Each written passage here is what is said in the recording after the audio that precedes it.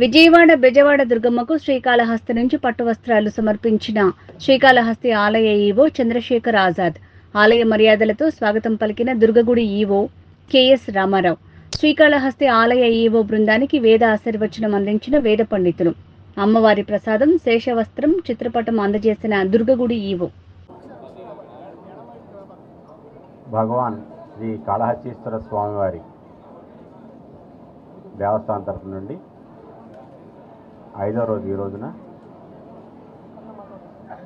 మన అమ్మవారికి చండీమాత రూపంలో ఉన్న మన అమ్మవారికి ఈ రోజున వస్త్ర ప్రదానం చేయటం అనేది ఒక ఆనవాయితీగా వస్తున్నది.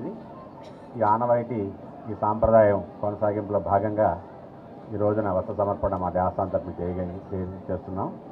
అక్కడ మా కాళహస్తిలో కూడా మా జ్ఞానప్రసూనాంబ అమ్మవారు, అక్కడ అమ్మవారికి ఈ రోజున స్కందమాత అంటే సుబ్రహ్మణ్యేశ్వర స్వామివారి తల్లిగా వాళ్ళ అలంకారం చేసుకొని అమ్మవారికి కూడా చాలా ఘనంగా పూజలు నిర్వహిస్తున్నాం.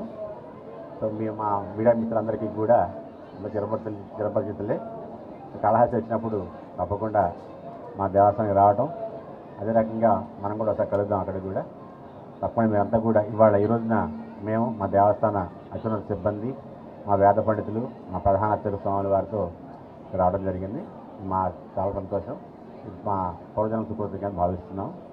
అదే రకంగా ఇదే రోజున మనకి యనమల కుదురులో శ్రీ రామలింగేశ్వర స్వామి దేవస్థానం వారికి కూడా మా కైలాసవాసి భగవాన్ శ్రీ కాళహస్తీశ్వర స్వామి వారి దేవస్థానం నుండి వస్త్రాలని సమర్పణ చేయడం కూడా ఇప్పుడు జరుగుతుంది. ఇక్కడి నుంచి అక్కడికి వెళ్తున్నాం అన్నమాట.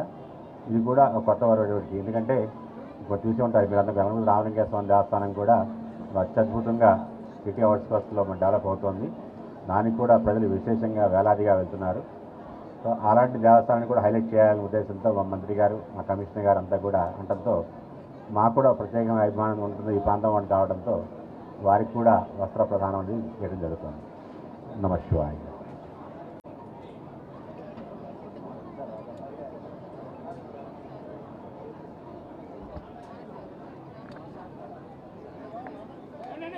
Cuidado.